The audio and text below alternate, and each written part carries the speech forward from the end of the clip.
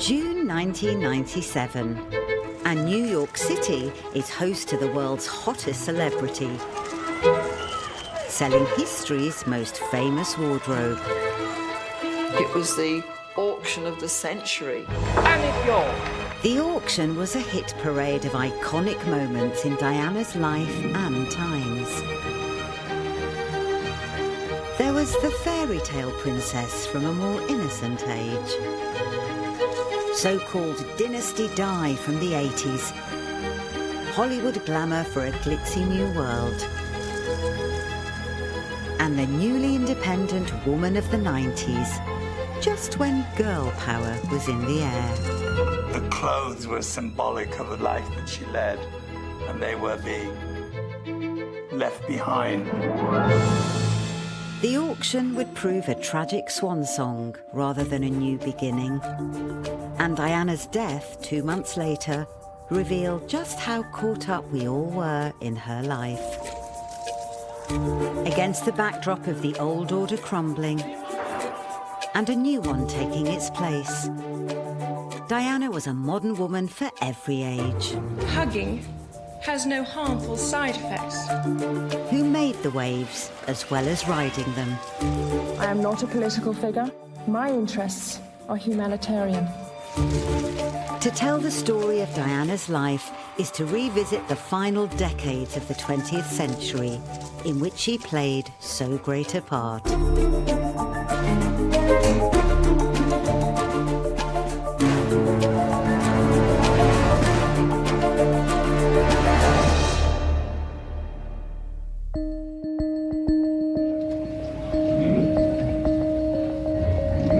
When Diana gave birth to a second baby boy, there was a new national sport: choosing a name. I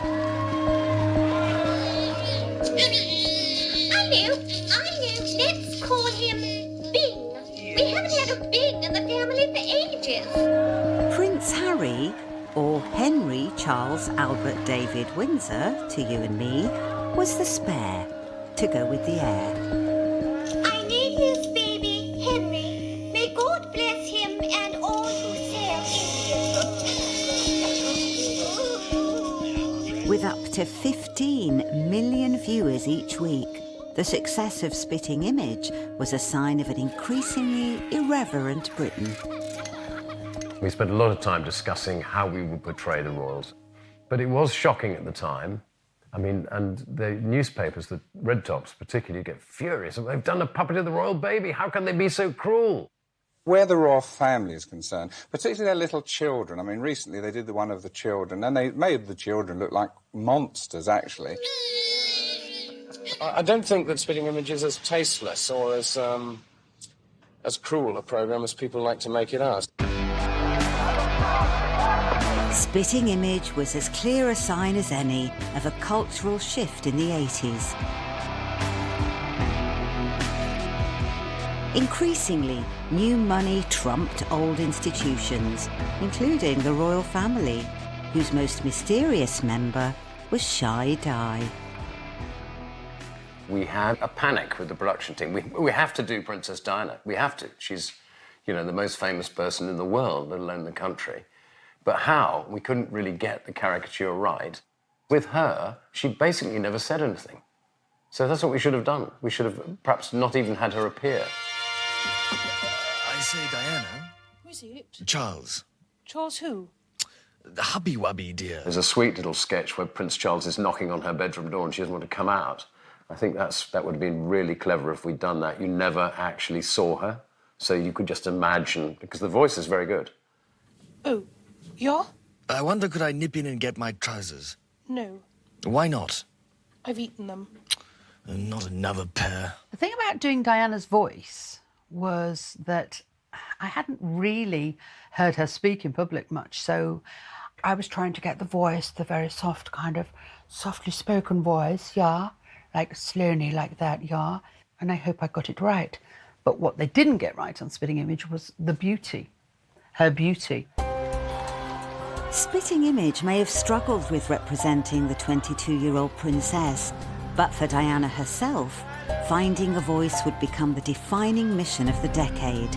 now that her duties as royal broodmare had been fulfilled.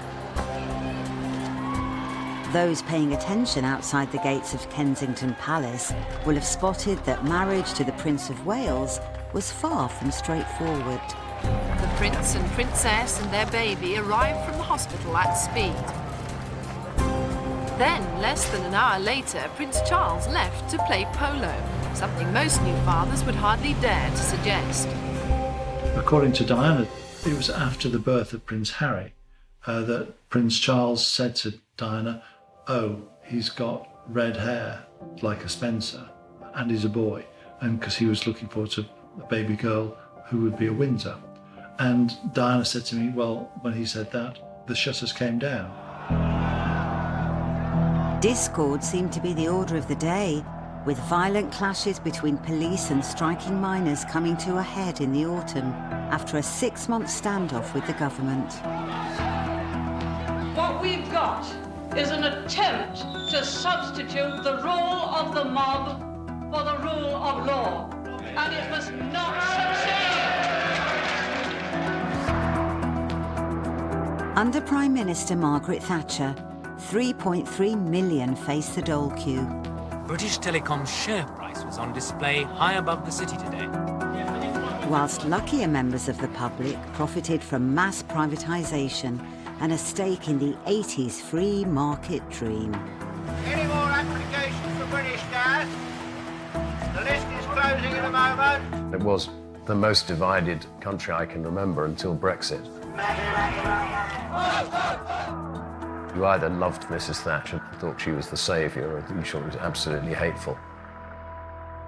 Like Thatcher and a growing number of women, Diana was not content with being a stay-at-home mum. She wanted to carve out a meaningful public role for herself, but she went about it with a rather softer touch than the Iron Lady.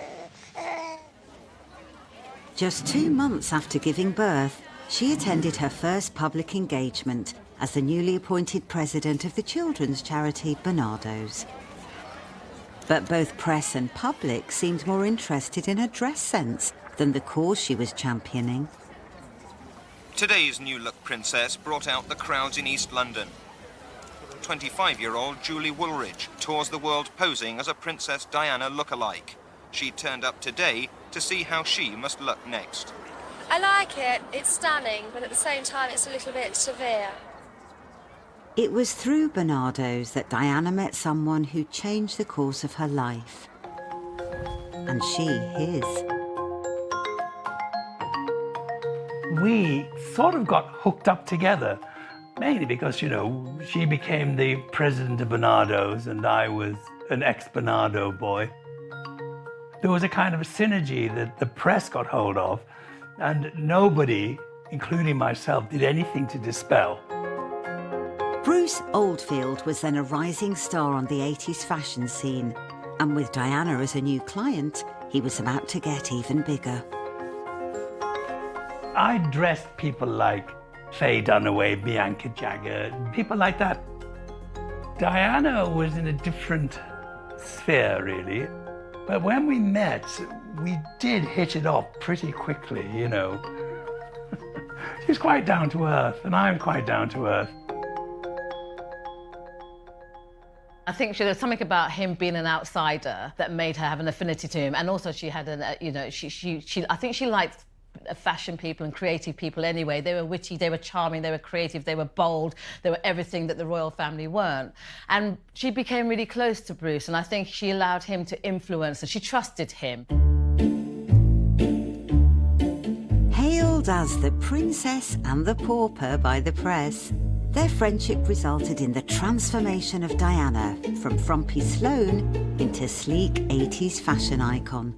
But he certainly had his work cut out.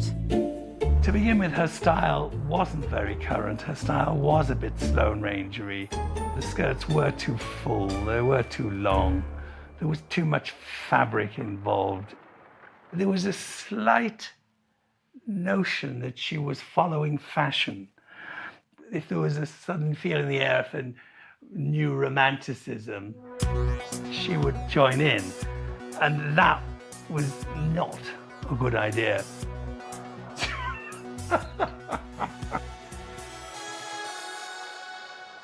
I did feel that there was myself and a few other designers who could actually steer her right. We wanted her to be a racehorse, not a pit pony. Pit pony and racehorse. By the mid-80s, they'd become the perfect symbols of a divided Britain. And as the gulf between the haves and the have-nots widened, Diana instinctively began positioning herself to step into the breach.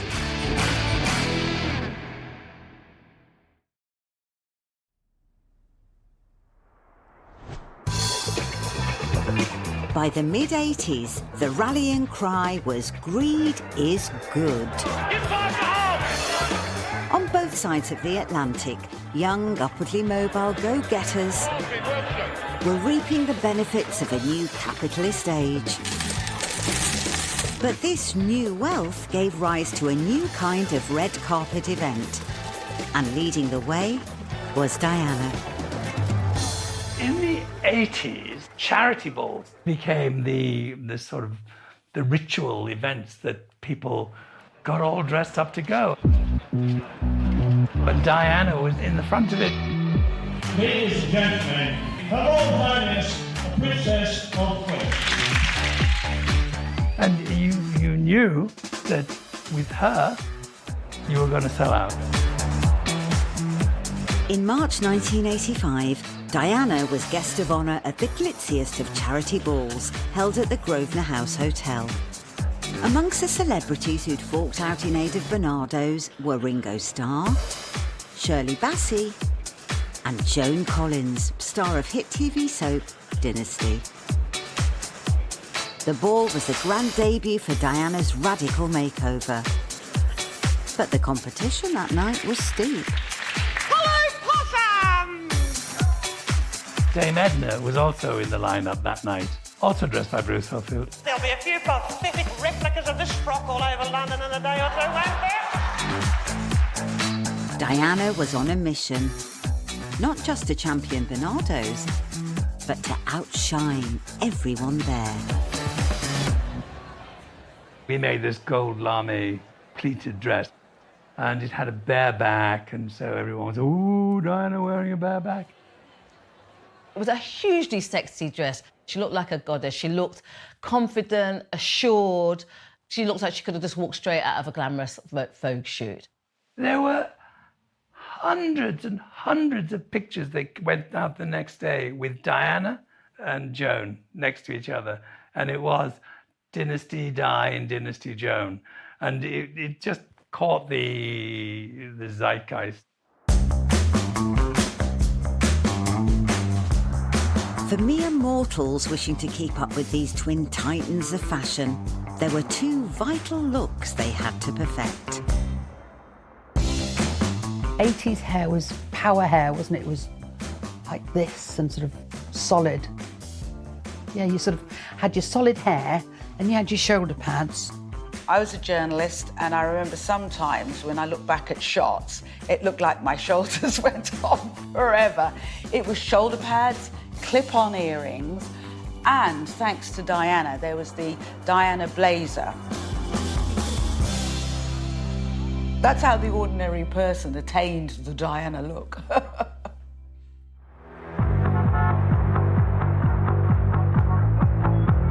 Shoulder pads were far more than a frivolous fashion accessory. They were a potent symbol of change. They kind of gave you a sense of dominance, really. They were like saying, hey, I'm not taking any shit.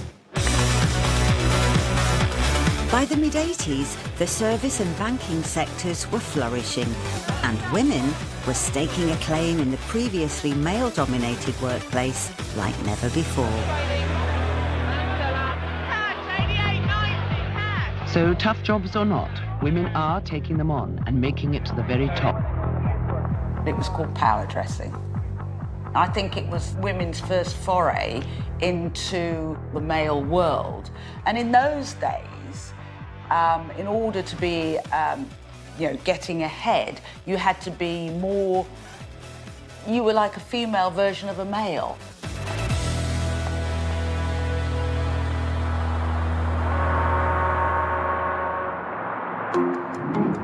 The royal yacht arrived off St. Mark's Square at breakfast time, and the island of San Giorgio Maggiore provided the backdrop. On a tour of Italy that spring, Diana proved she could power dress for Britain. But not content with just expressing herself through her wardrobe, she seized a rare opportunity to get her voice heard. You cosa mi senti? Mio marito ed io siamo molto felici di essere qui. Work that out. Salute. Though encouraged by Charles to show off her broken Italian, Diana still appeared to be under his shadow. A pretty but nonetheless still pretty mute clothes horse who always deferred to her husband.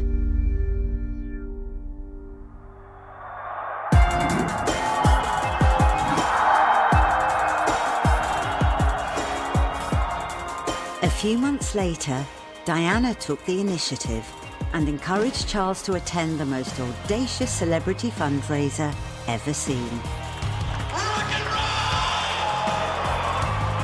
It's a tremendous achievement, and it will be obviously the concert of the decade at least.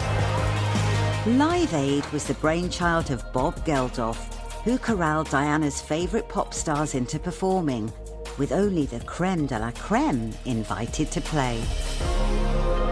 I mean, I wouldn't go if it was just the Wurzels, and it was the Wurzels and Bucks Fizz, I wouldn't bother.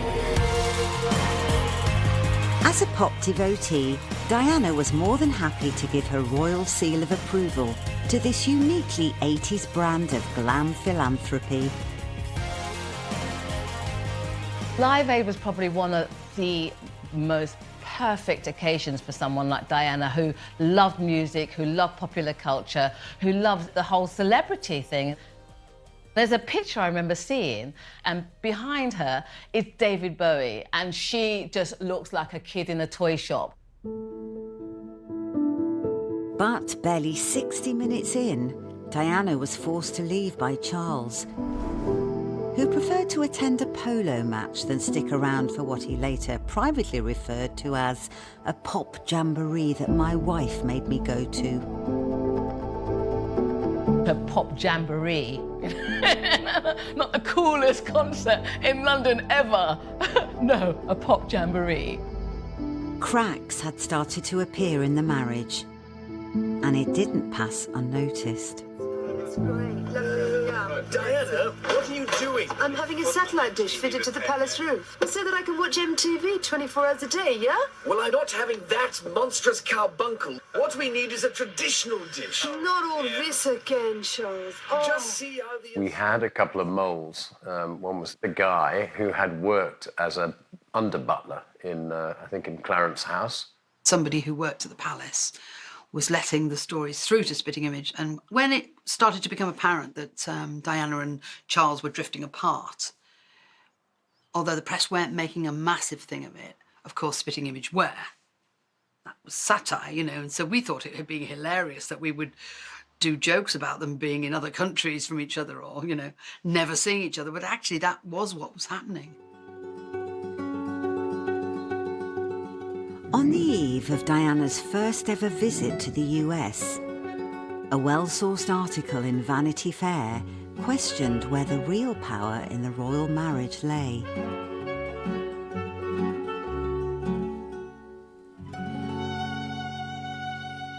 I don't even know if Tina Brown was aware of the impact that that article would have had on the tension that was already brewing in the royal household, because, you know, she'd made it clear that Diana was popular, Diana had power, and Diana was loved by not just Brits, but by Americans as well. And they were on the eve of going to the States.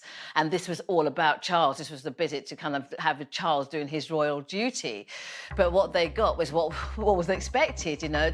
Diana mania was rampant in the States. They loved her. The minute she stepped off the plane, the paps were not taking pictures of the prince. They were there to see his wife. Charles had been here before, but this was her first visit. In the car park, an English picnic for American fans delighted to be here. But what did they think of the Prince? Distinguished. But we're more used to him. She's new on the scene.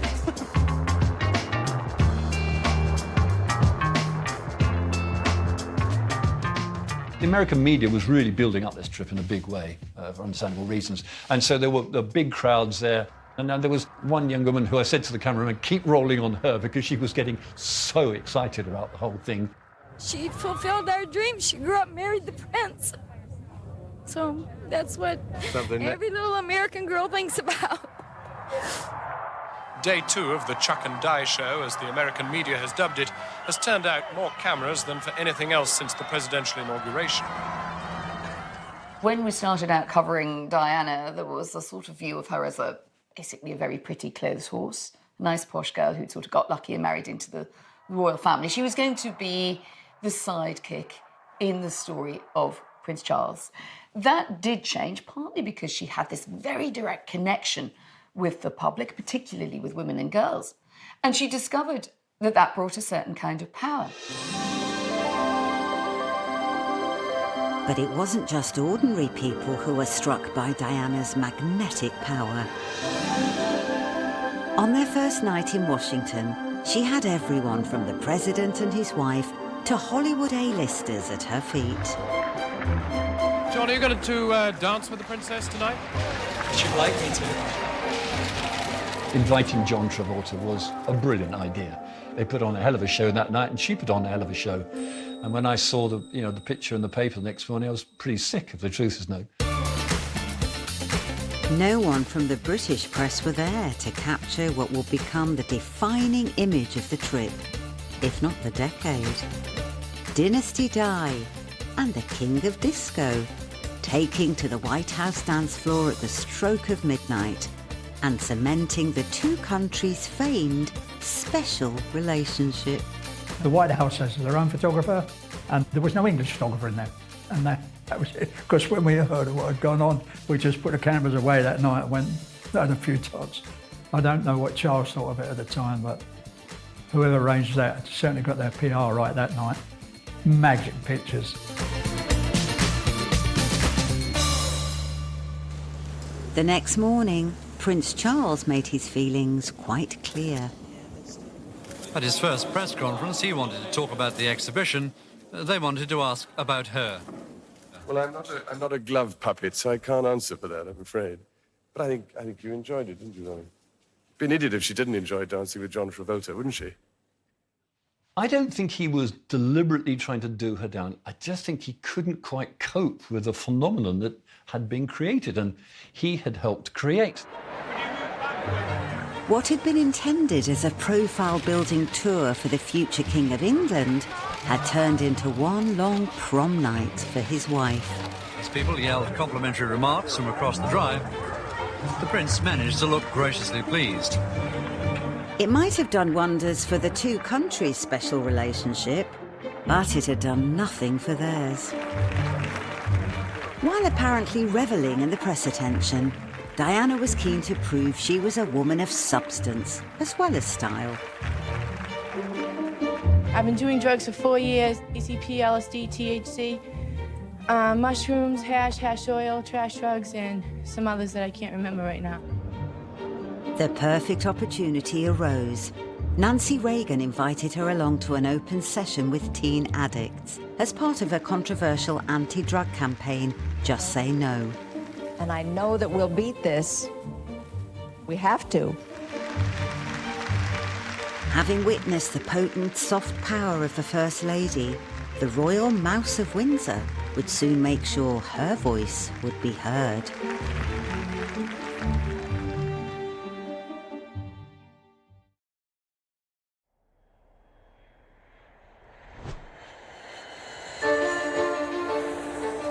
Diana returned from the States on a high and with a renewed sense of purpose.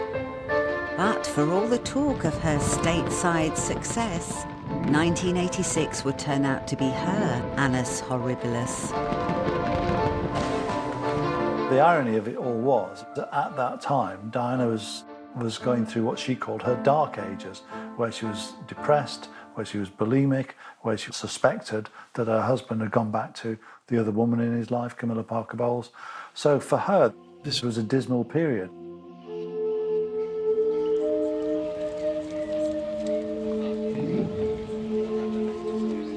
It was here the couple were introduced to the tea ceremony, beginning with the little rice cakes which always precede the brew itself. The princess discovered, as everyone does, that they're hard to chew, harder to swallow.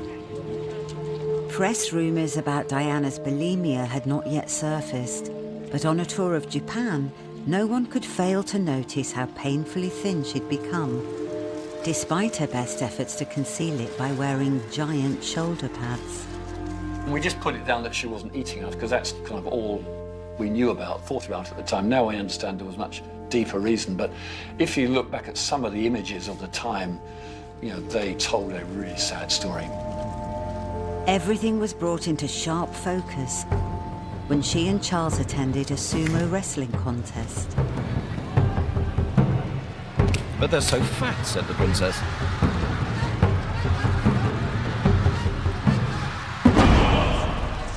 Backstage, the star said he thought the princess was pretty but needed more weight. Despite her private misery, in public, Diana still managed to look every inch the fairy tale princess. And the royal show rolled on. But those newly hired scriptwriters, the brothers Grimm, were turning their hand to soap opera. We knew a long time before anybody else the marriage was in trouble. The protection officers were being a little bit more loose for what they were telling us. But you could sense that there was a bit of tension there, and it wasn't as it used to be. It just wasn't there. Along with increasing numbers of women, Diana turned to a higher power for guidance on her love life.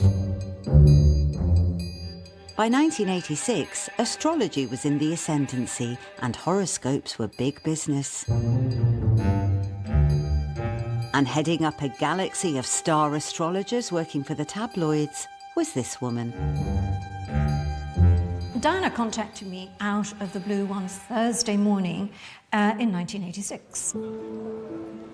It never occurred to me that there could be anything wrong. I mean, life looked blessed as you're looking at it through the television news.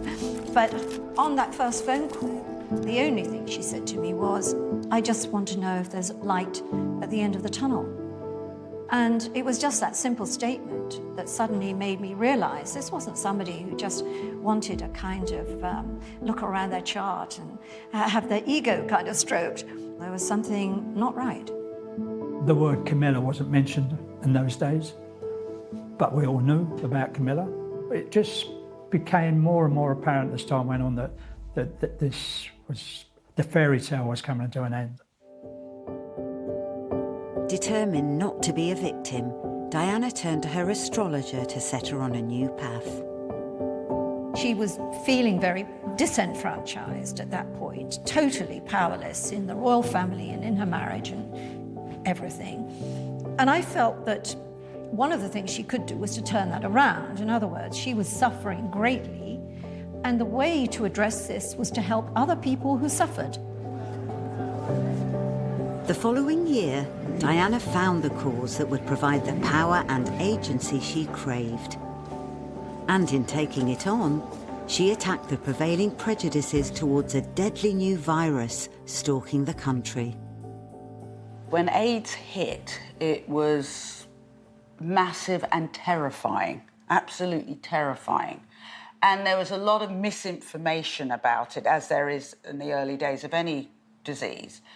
It was also seen as only a gay disease. So there was a huge backlash against the gay community as well.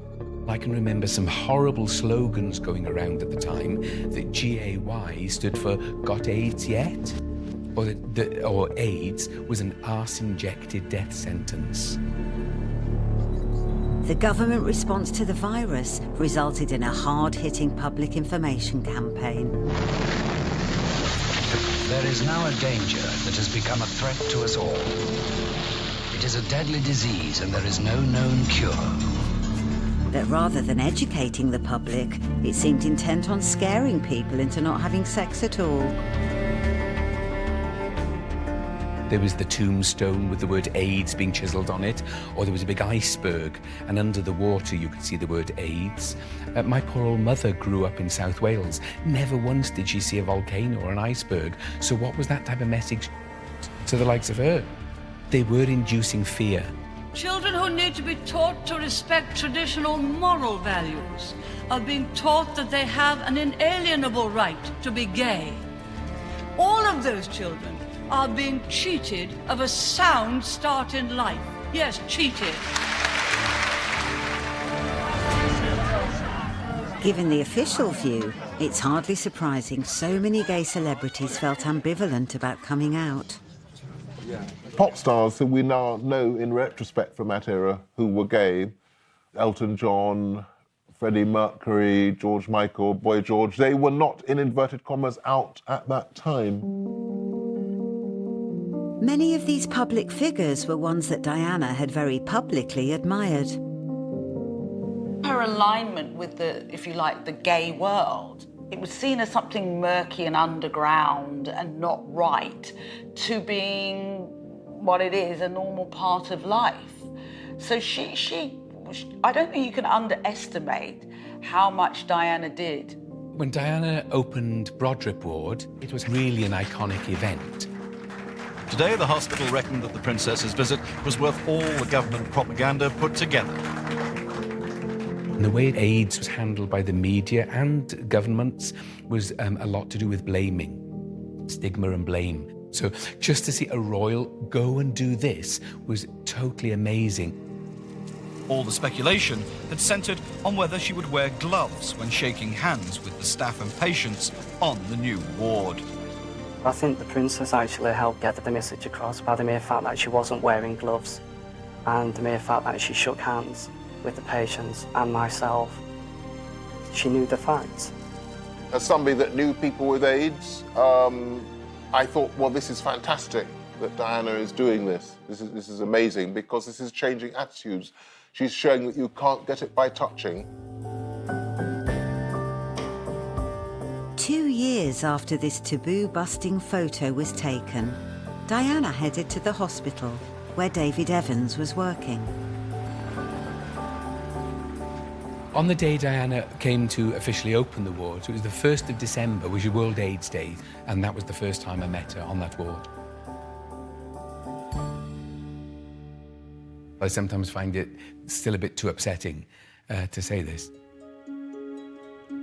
But she was sitting next to a man with KS on his legs, and you could see their knees were touching. So all the fears, all the stigmas around HIV, she broke those barriers down just by having knee-to-knee contact. When Diana came over and shook my hand, I had tears streaming. I can remember saying, "Oh, Your Royal Highness, you know, you've really made it for us," because she had. She said about Marshall. We just talked about what I got on. Summer kit. My summer kit, yeah. Her astrologer's advice to channel her suffering into helping others had worked. And as much as she gave, she got back. Her public role, her care for the world, for humanity, for the suffering, was something she loved. And to be loved by the people kept her alive. I mean, it was the reason she was alive. Just 1 minute we've got to go. Can I just ask you this? I think I saw a poll the other day which described you as lacking compassion for the less successful, remote, unsympathetic, unconcerned. Does this bother you? Well, it's just not right. And when you're here, you have to take some tough decisions. We have to take decisions sometimes to close factories, to close businesses, or not to rescue them. No one knows how many sleep rough on Britain's city streets each night beneath cardboard and rubbish, but they number at least thousands. In some ways, Diana was the other side of the more brutal end of the Thatcher era. She did enjoy visiting the sick. She had a very caring side to her. She also knew how to deploy that in terms of her role and her image. So in some ways, Diana was sort of ministering victims of that strife. One of the criticisms often levelled at Diana was that she didn't think about doing anything unless there was a camera present and a note-taking journalist to observe it. Well, that actually is not the case.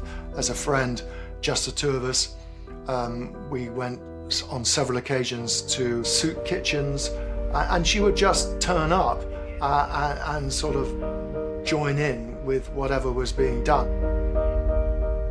I don't think that she would have seen it in very stark political terms, but I think where there was a gap, if there was a gap in social roles in this national kind of story, Diana was up for filling it.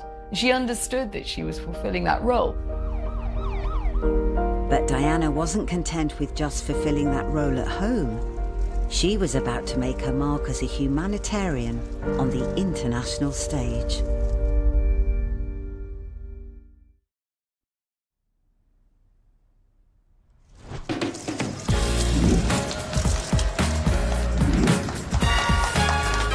As the 1980s drew to a close, Diana was fast becoming one of the most photographed women in the world.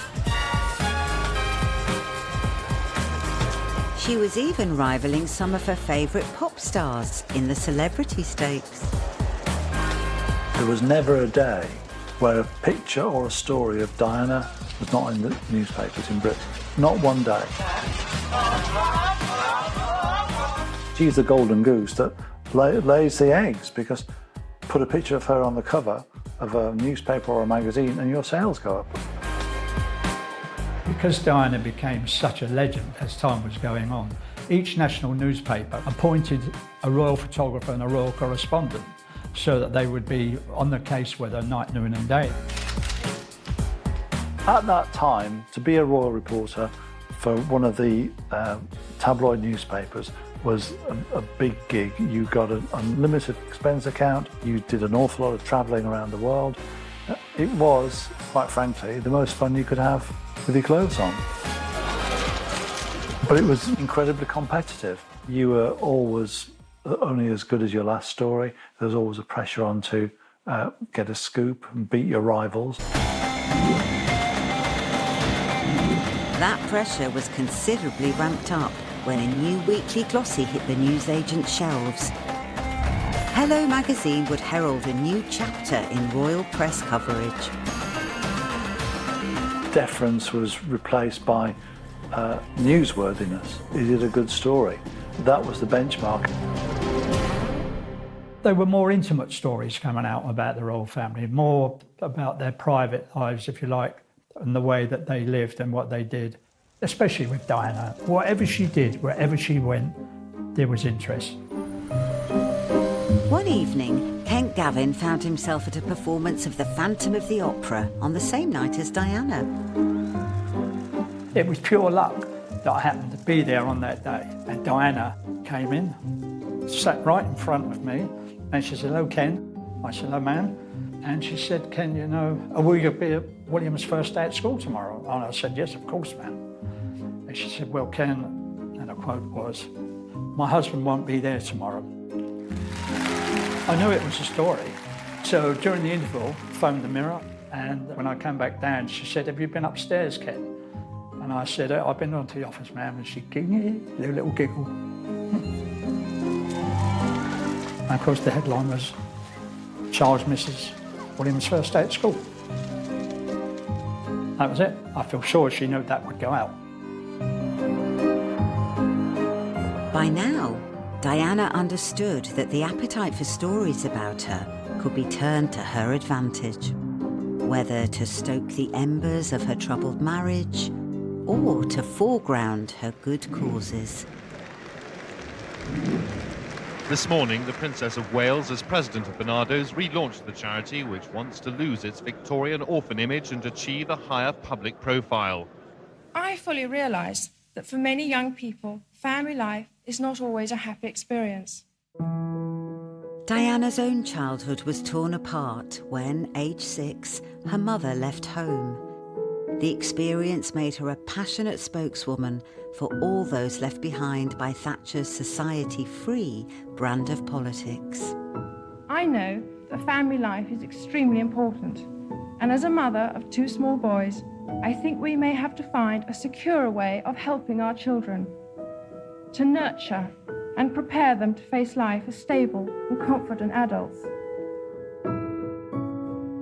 But as she increasingly found her own voice and gained confidence as a public figure, Diana began to shed more than just her shyness.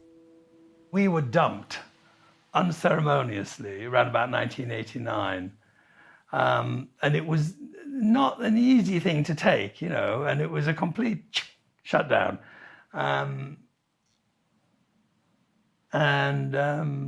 You know, it didn't do a great deal for my business. You know what I mean? To suddenly, you know, your star client sort of decided that she didn't want to buy anything from you anymore, which was fine. We're still here. We're still making dresses. Thank you very much. Lots of them. Yeah, but it was a bit of a shock.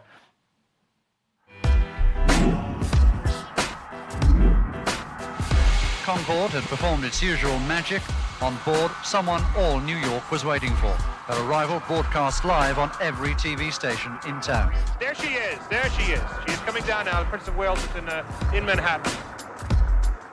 On her first solo visit to the Big Apple, Diana signalled to the world that there were other parts of her life she was leaving behind. It's her first visit to New York, the first solo visit to America. This was Diana being the working woman. This was Diana choosing the charity she wanted to support. This was Diana dictating her own schedule and saying what she wanted to do. One day she was supporting and championing British manufacturing, listening to the Welsh National Opera. And the next day, the woman went ghetto. The woman went downtown at Lower East Side Manhattan. This can be a dangerous city. A SWAT team of police with machine guns were always on hand as the tour took in parts of the city that most New Yorkers never see. Diana paid a visit to a shelter for battered women and homeless children, proving her reach went far beyond most royals. It's an island where the children can escape the frightening world of drugs and violence that is often found outside. The royal family had always had the Commonwealth, but it was always at you know, shaking hands or looking at traditional dances or what have you. But Diana crossed a lot of those, if you like, cultural barriers. She didn't hold herself back. She'd talk to people. She'd embrace people, no matter what their background, their faith, their colour. She, you know, crudely, if you like, she sided with the underdog, and she probably saw the black and minority ethnic communities as part of that sort of underclass, and connected with them. Probably slightly, you know, aristocratically patronising, we might see it, but coming absolutely from the kind of right place. Diana's whistle-stop tour of New York concluded with her most controversial engagement, a visit to an AIDS ward for children in Harlem. The princess wanted to know about AIDS babies who also suffer from their mother's drug habit. When you have the problem with drugs, how on earth are you going to cope with AIDS as well?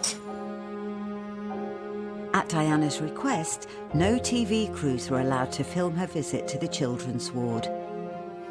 And the only photographs that exist were taken by the hospital staff. When she picked up those AIDS babies, she broke all the protocol, all the rules.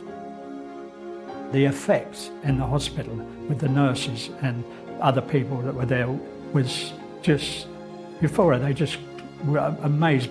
They couldn't believe that the member of the royal family was doing this. She picked up I think it was a 7-year-old child, and they were all nervous, apparently, because this child was quite spirited and they thought he was going to kick off and embarrass them all. But he put his head on her shoulder. She felt a connection to this kid because she knows what it's like to be an outsider, and she knows the power of what she can do as an activist and the difference it will make to these causes where everybody else is ignoring them. Staff told the princess they were surprised that she'd come to Harlem Hospital, a place never visited by any American president and few major political leaders. Their own politicians weren't doing this, their own celebrities weren't doing this, and there was this princess that was making conscious time to come down and treat them like human beings and show compassion. The visit would cement Diana's reputation as a compassionate, modern royal and launch her as a celebrated humanitarian on the world stage. I was privileged to fly back with her on Concorde from New York. I said to her, "Do you realise, ma'am, what you've done here?" And she said, "Well, what are you talking about?" I said, "Well, Nancy Reagan wouldn't be doing that." She said, "I just felt emotionally. I had to hold the kids," and she picked them up. She said, "I felt like crying." It was just, this was the girl. This is how she was.